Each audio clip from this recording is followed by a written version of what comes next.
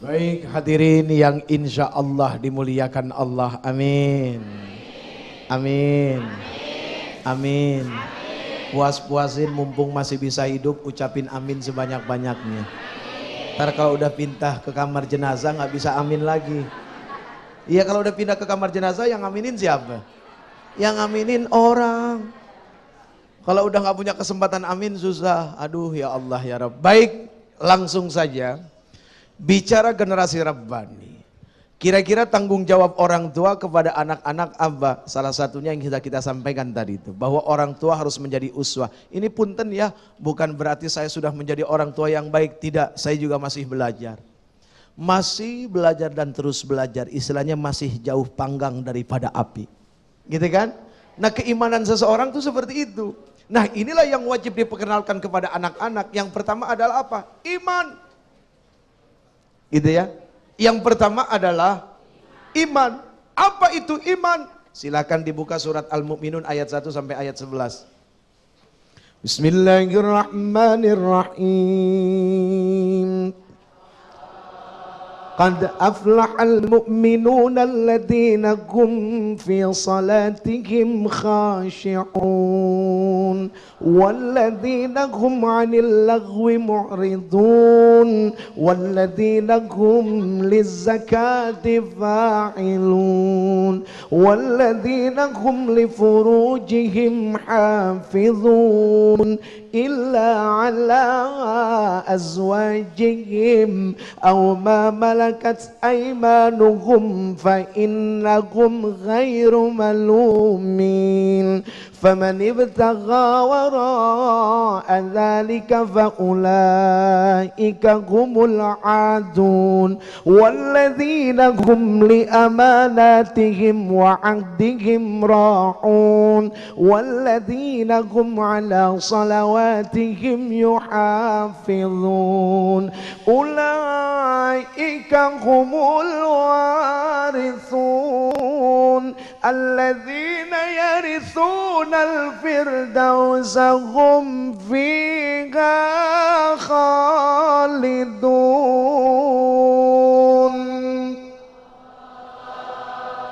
Qad aflahal mu'minun, sungguh beruntunglah mereka orang-orang yang beriman. Lihat kalimatnya apa? Sungguh beruntung mereka orang-orang yang beriman,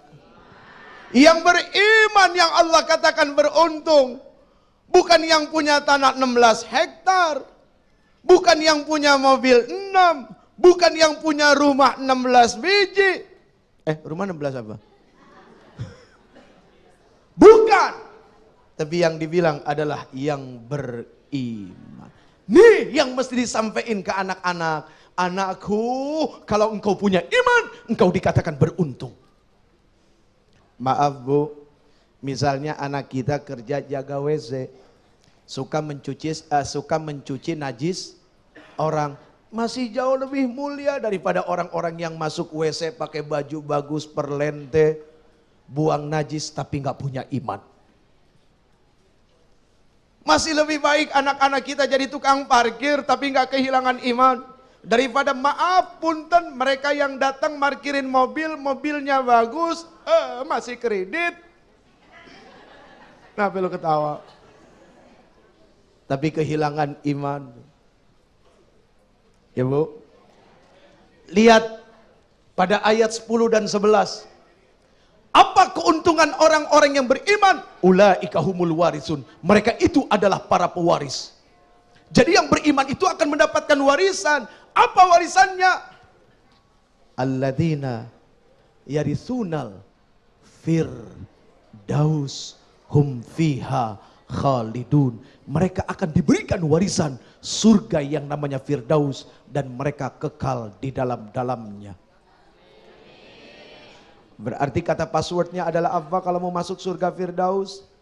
Iman. Seperti apa iman? Mesti dijelaskan juga kepada anak-anak kita.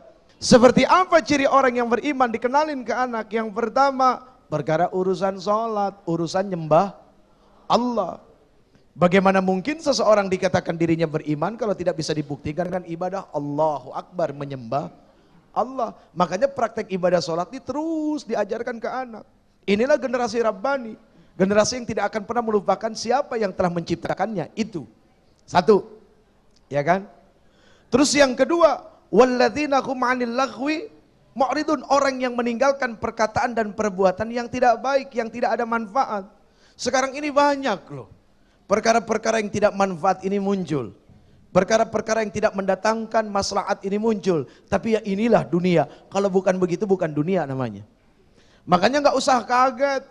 Kalau di dunia tuh kita ketemu macam-macam ragam persoalan yang membuat kita kadang-kadang takjub. Aha, itulah dunia, Bu. Ya, dunia tempatnya macam-macam. Dunia ibarat gado, tergantung selera. Mau pedas, mau manis, apa mau bawang putihnya lebih banyak, terserah. Gitu ya. Nah itu. Kemudian apalagi? Oh, yang beriman itu suka berbagi dengan hartanya. Sedekah, infak, zakat. Kemudian yang beriman itu adalah orang yang senantiasa menjaga kemaluannya. Apa yang dimaksud menjaga kemaluan? Tidak akan dia sembarangan. Karena mohon maaf, urusan yang sembarangan ini, aduh bahaya bang. Bahaya. Sudah banyak praktek-praktek maaf penyalahgunaan alat yang itu pada akhirnya sakit. Ya betul ya? Betul enggak? Ada yang namanya sepilis, itu dokter yang paling tahu tuh. Tapi pelaku yang paling ngerasain sakitnya kayak apa? Dokter mah nggak bisa ngerasain sakitnya, pelaku yang bisa ngerasain sakitnya. Gitu kan? Terus sampai yang ke ujung, sampai yang paling dahsyat. Bicara sakit, bicara kasih sayang Allah. Ketika seseorang sakit, dia memahami bahwa ini adalah karunia teguran Allah. Dia akan berbalik. Apa? Yang tadinya tidak terima, jadi menerima.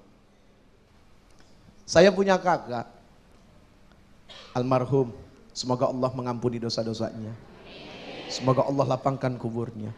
5-6 tahun yang lalu meninggal. Sakitnya apa? Tumor, Pak. Ada tumor di dalam otaknya. Tidak terindikasi itu.